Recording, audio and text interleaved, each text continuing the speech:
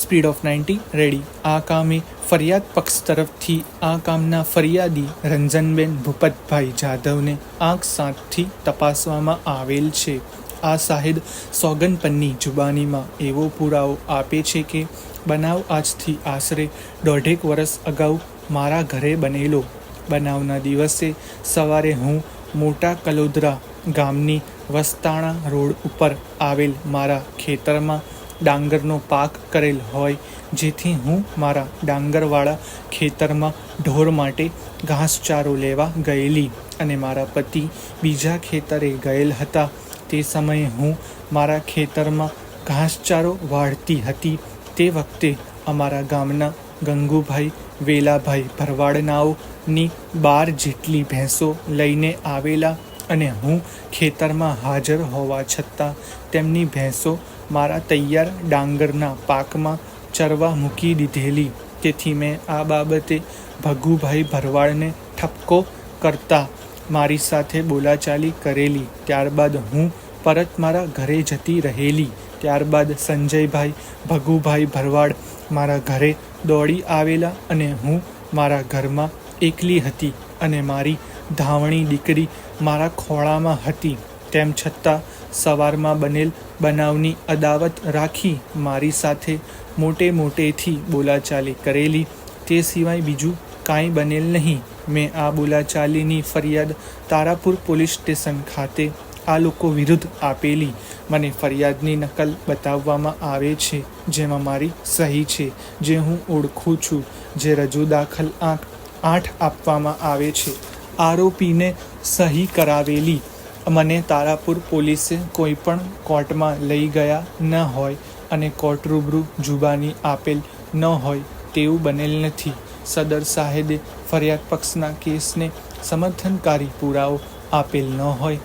વિદ્વાન એપીપી શ્રી દ્વારા સદર સાહેબને હોસ્ટાઇલ જાહેર કરવામાં આવે છે. પેરેગ્રાફ. સદર ફરિયાદની આરોપી પક્ષ તરફે કરવામાં આવેલ ઉલટ તપાસમાં જણાવેલ છે કે એ વાત ખરી છે કે પોલીસે તૈયાર કરેલી ફરિયાદમાં મારી સહી કરાવેલી. આ કામના ફરિયાદી મારા ગામના હોવાથી હું સારી રીતે ઓળખું છું. એ વાત ખરી છે કે આ કામના આરોપીઓ મને કોઈ મારેલ નથી કે મારી લાજ લૂંટવાનો પ્રયત્ન કરેલ નથી કે મને સ્પર્શ કરેલ નથી કે ગાળો બોલેલ નથી.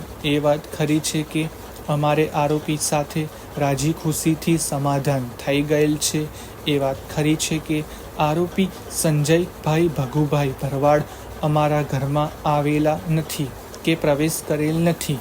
એ વાત ખરી છે કે પોલીસને મેં બનાવની હકીકત કીધેલી હોય અને પોલીસે લગતી હોય તેમ બનેલ નથી. પેરેગ્રાફ. આ કામે ફરિયાદ પક્ષનો મૌખિક પુરાવો રેકર્ડ કરવામાં આવે તે પહેલાં પક્ષકારો વચ્ચે અંદરોઅંદર સમાધાન થયેલ હોય.